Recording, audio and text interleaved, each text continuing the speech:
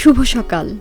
আজ শুক্রবার ১৬ মে ২০২৫ খ্রিস্টাব্দ, ২রা জ্যৈষ্ঠ ১৪৩২ বঙ্গাব্দ, ১৮ই জিলকত ১৪৪৬ হিজরি। আজ আন্তর্জাতিক চিত্রাঙ্কন দিবস। চিত্রকলার মাধ্যমে মানুষ তার সৃজনশীলতা এবং ভাবনা প্রকাশ করে। এই দিবস পালনের উদ্দেশ্য হল শিল্পকলার গুরুত্ব সম্পর্কে সচেতনতা বৃদ্ধি করা এবং মানুষকে ছবি আঁকতে উৎসাহিত করা। বিভিন্ন কর্মশালা, প্রদর্শনী এবং আলোচনা সভার মাধ্যমে এই দিনটি উদযাপন করা হয়। আজ ১৬ মে ঐতিহাসিক ফারাক্কা লং মার্চ দিবস।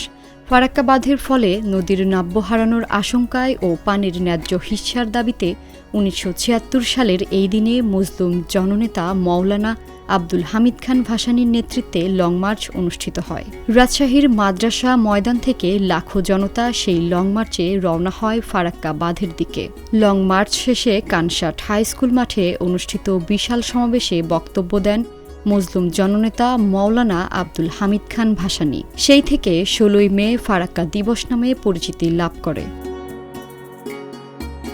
১৯৭৫ সালের ১৬ মে বিশ্বের প্রথম নারী হিসেবে মাউন্ট এভারেস্টের চূড়ায় আরোহণ করে ইতিহাস সৃষ্টি করেন জাপানি পর্বতারোহী জুনকো তাবেই।